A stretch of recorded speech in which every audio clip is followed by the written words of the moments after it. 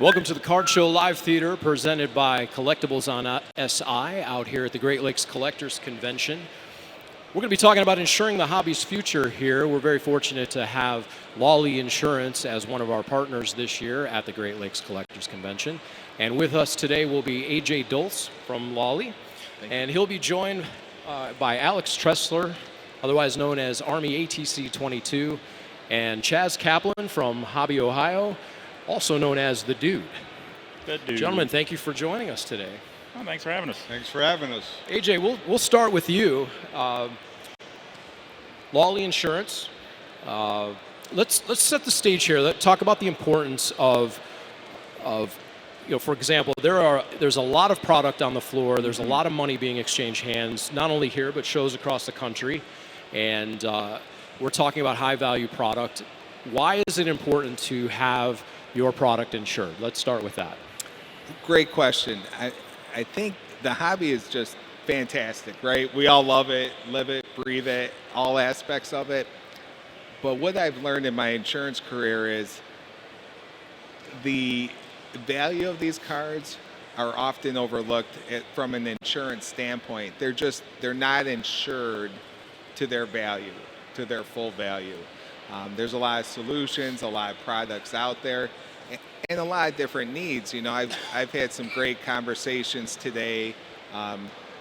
One with a younger gentleman, no brick and mortar store, but shipping concerns, right? What happens if one of these high value cards gets lost in transit? You know, we've all had mail not make it, right? No, hopefully there's no postal workers here, but it happens. Just collections that are sitting in your house. Basic homeowner's policy is only going to insure so much.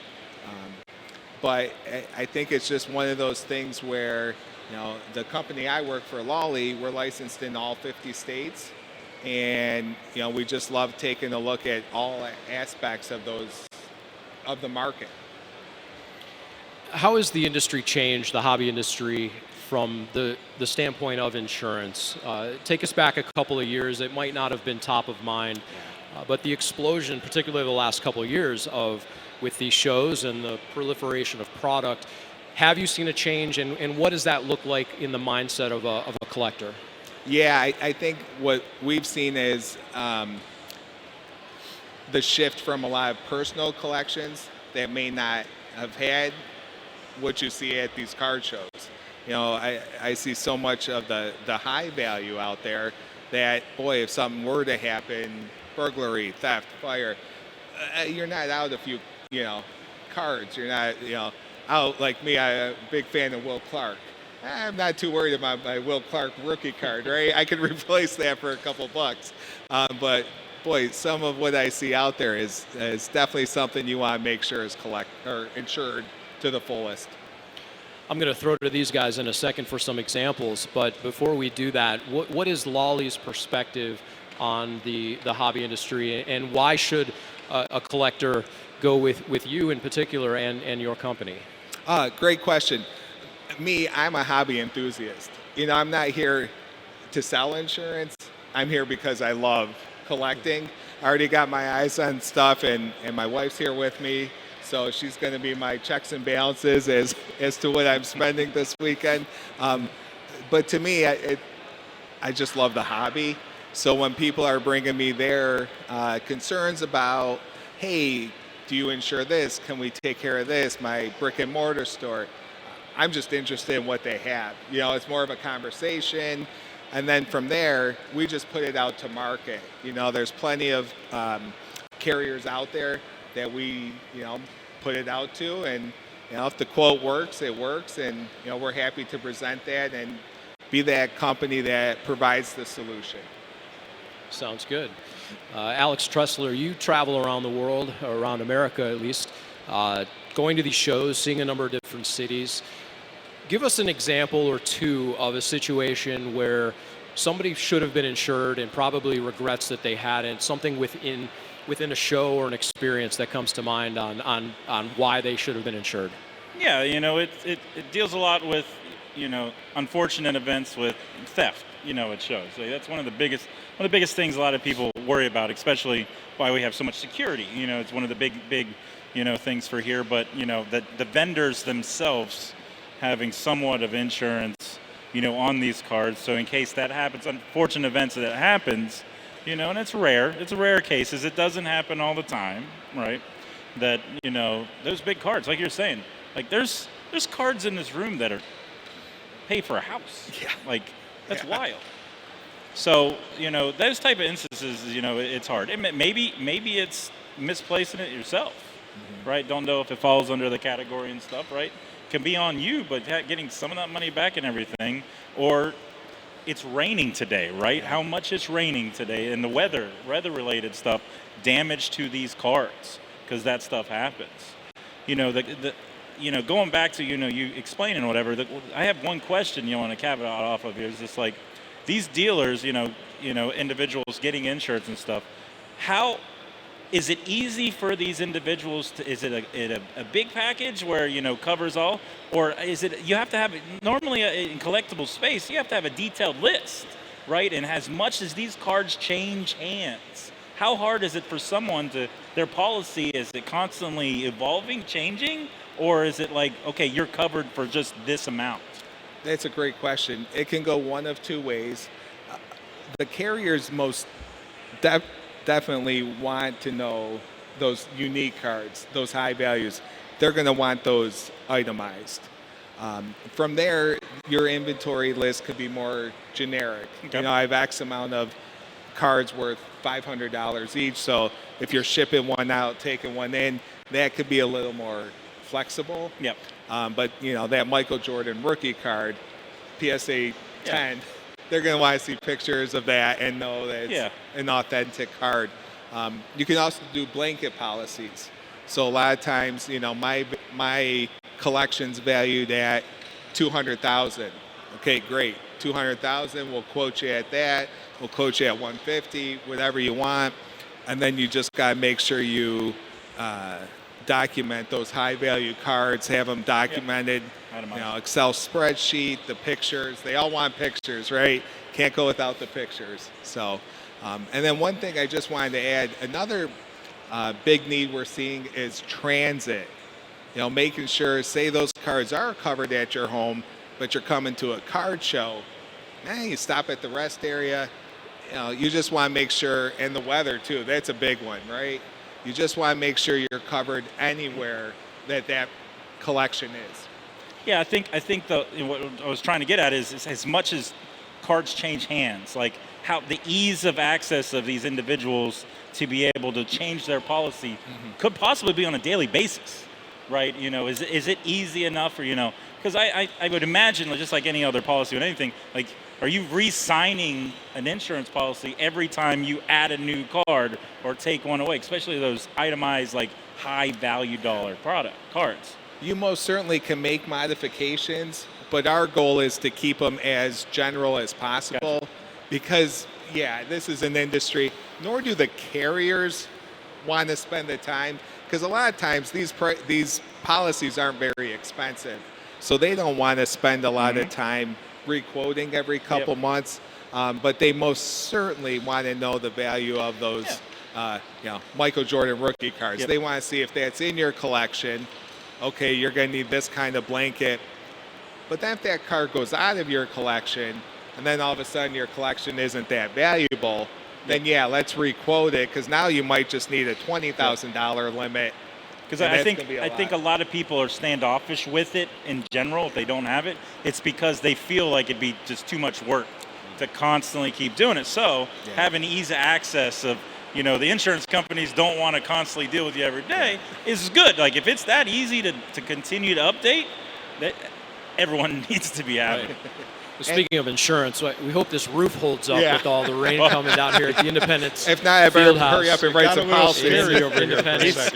So we're out here at the Great Lakes Collectors Convention presented by Greenie Sports Cards, and you mentioned transit. That's a good segue over to the dude from Hobby, Ohio. Chaz Kaplan, you do a number of breaks. You participate in a lot of online activities. There's a lot of shipping back and forth. I got hot takes, Jeremy. And so I was going to ask you, we're on the same page here, Chaz. we might need a horror story or two of what can happen in the midst All right. of shipping cards back and forth. Well, so I'll talk about eBay first. I do a lot of selling on eBay. The first couple years I was selling singles on eBay, I wasn't doing the eBay shipping, which is anything under $20. Now I am. It's really all I do because and by the way, I would say 10% of those get lost in the mail. eBay's little setup, insurance, payback is almost instant. It's unfortunate that it gets lost in the mail, but those cards do get reimbursed to you and you refund to the buyer almost immediately. I think it's great. The UPS or USPS Ground Advantage, which insures to $100 only. Any card that I sell over $100 at this point, I mean, maybe 120, I'm not doing it. But over that, I'm paying for the extra shipping insurance because in the early day of doing that, there were a couple $200, $300 cards that were lost, and I got penalized for it, and it was terrible. Whatnot and Fanatics Live, this is my biggest problem with, and TikTok and the breaker platforms. And I really got back into the hobby over the pandemic doing breaks. I love it. I've worked with legitimately 50 to 75 different breakers. I have a core 3 to 5. What I have found is the big boys, and I'm going to name them. Sorry. We can edit this out. It's okay. You don't have to edit it out. No, we want to hear the truth out here. I love Filth Bomb Brakes. I don't love Backyard Brakes.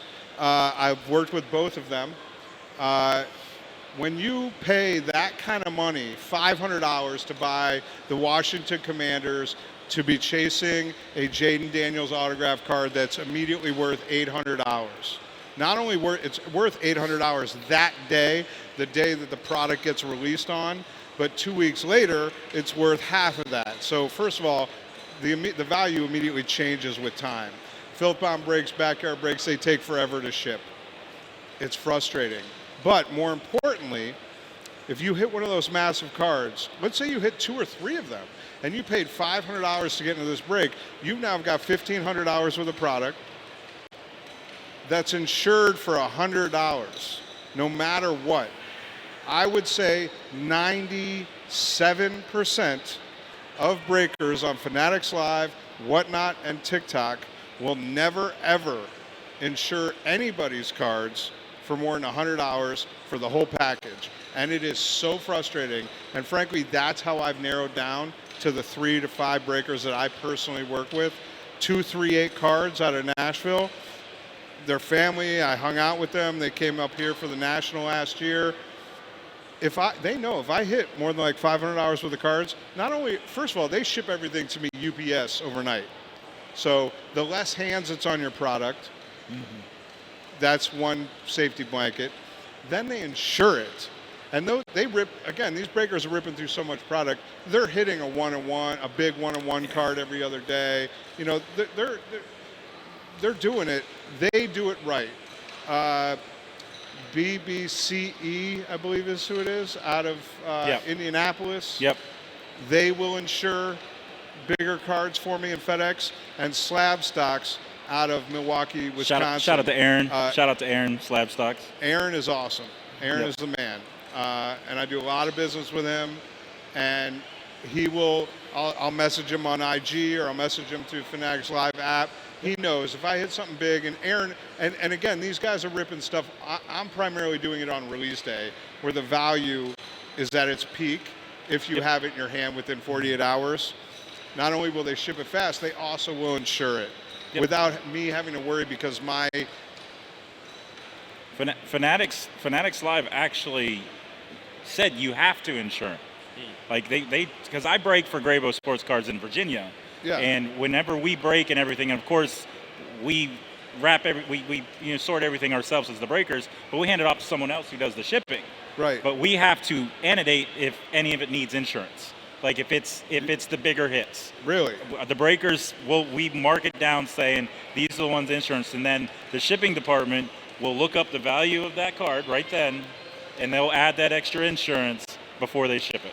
Really? Yep. What company? Graybo Sports Cards. Raybos? Graybos. I'll have to I'll do get it. with you. Yeah, let me know. I'll have to do a break with them. We'll have to look it up. Because Fanatics charges a flat base fee Yep. for shipping Yep. on your first team, and then they charge 50 cents Yep, for all every those. additional team or whatever it is, $1. That obviously doesn't cover. So you're saying that there's some businesses out there that are eat, adding. they'll eat the insurance card? Yep. All right. That's good to know. Yep. I have been told by, like, I've been, kicked out of some Rooms, yes. people's platforms because I'm like, insure it. And then I'm scared to argue with them about Correct. it because they're Because going then you to gamble, bend my break car with in them half anymore. or whatever Yes. they're going to do, right? No, But it's a major concern. I think the young hobbyists really need to know about this that are not paying attention to how much they're spending and all of a sudden. But that's they're great. excited I'd to get love a to big work. hit. I wish the Fanatics Live would put out some sort of formal statement on how shipping's being handled internally.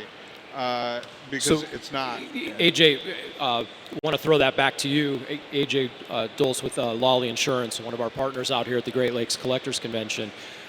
You've got somebody like Chaz who's breaking a lot in shipping. Cards are exchanging back and forth. What does the profile look like of an ideal client of yours? What does that collector look like? What are they doing, and connect that to the importance of them having a policy if they don't? Yeah, and just going back to Chaz's frustration, I mean, I don't want to say insurance is simple, but that's a relatively simple solution. Those companies, those breakers, a simple inland marine policy that includes a blanket amount of, hey, we'll insure this card up to $100,000, $50,000, $20,000. I mean, they put that blanket policy in, and you don't even, I don't want to say, you don't need to pay the extra insurance on the package with UPS or the United States Postal Service, but you buy that blanket policy for the year, and those packages are covered. I mean, it wouldn't take much So for you're them saying to. if those individual business breakers Yeah. have a blanket insurance policy, let's say $1 million policy, right? Because they're ripping crazy Oh, products. sure, yeah. You're saying that policy they have on the product that they're ripping in their store, and they mail it, is covered on their. They can cover it well. We can cover it while it's in the store, while it's being packaged. If the roof leaks, while it's being shipped. Please don't let the roof leak. There's so many options. You know what? I don't want to say we look to overinsure, but we look to make sure every angle is covered. You know, there's policies that will even cover some mysterious disappearances, water, theft. You know, even going back to homeowners, a lot of times just a fire the collection may not be covered in a fire if you don't have that peril covered on your policy, or it's only covered to say $1,000. Well, looking around the room, I don't think there's a lot of $1,000 policies in this room, right? I think we're blowing past those policies. Yeah. So How much in general does a $1 million blanket for collectibles cost? it depends on how many aspects that you're looking to insure. But $1 million. Let's say it's $1 million. I mean, I recently quoted a $150,000 policy, and it was just under $1,000. Okay. And it covered every single aspect. $150K for $1,000 annually. Exactly. Okay, Yeah. that's not bad. And that's everything. Theft, water damage, in transit, shipping, you name it. Cool. That I'll do card's covered. $75K with you right now. I could. There you go. We're making deals. Everybody's making deals I out love here. the network here. Yeah. So we've got about 3 or 4 minutes left. We'll go around the horn here real quickly. AJ from Lawley Insurance. Insurance isn't always exciting or sexy, and it's something that people don't want to think about until they need it. And so we'll give you a minute here. Make the case why somebody should have insurance and the benefit of going with somebody like you. Oh, most definitely. And I'll be the first to say, it is boring, right? Like, I think I'm here more for the card show than to talk insurance. It's just, but it is so vital. And it's just that peace of mind we want to offer. So when you're out there having fun, collecting, wheeling, dealing, it's all covered. You don't have to worry about any aspect if something, God forbid, were to happen to that card or collection as a whole. So, as you could tell by my personality, I'm very low key. I just like hearing about the collections. I like quoting it, and if there's a way we can help you, great. And if not, we understand. We want to be that place you turn to provide the information. We appreciate you being here today. We appreciate all of you. And the dude will give you just a minute here as well to kind of finish up your thoughts on the importance of insurance and maybe what you learned up here just in the last couple minutes. Yeah, and I have attempted in different insurance policies, and I have business general liability on 2 different companies where my agent had said to me that we will blanket cover a portion, but like you said, the bigger cards need to be specifically documented, put on spreadsheets, sent in, pictures, all of it. I look forward to having an offline conversation Likewise. with you and hopefully doing some business together. But again, for the young hobbyists that are out there hustling this stuff online, selling and buying, get your insurance and cover your shipments, because it stings when you and the younger guys selling, maybe you don't have that cushion if you lose a product and all of a sudden you owe somebody $700 or $1,000. You don't want to have to dig in your pocket because you already spent it.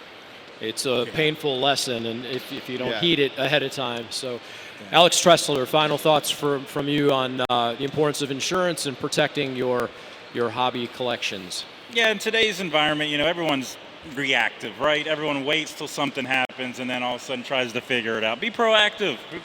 Talk, use this information to go out there and try to find that policy that works for you. Not just because it works for him doesn't mean it works for you, right? Geared around what is good. And a lot of these they're cheap.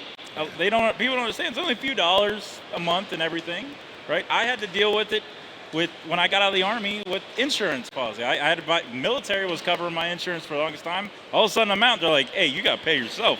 So I had to go through the process, got a couple people, here and there, and I figured something out. Same thing with my collectibles. So, yeah, just be proactive instead of reactive. Thank you for being here, Alex Tressler, a.k.a. Army ATC 22, as well as the dude from Hobby, Ohio, Chaz Kaplan, and A.J. Dolce from Lawley Insurance. Thank you for being here. Thank you for supporting Greenie Sports Cards and the Great Lakes Collectors Convention. We appreciate all of you being here, and thank you for tuning in.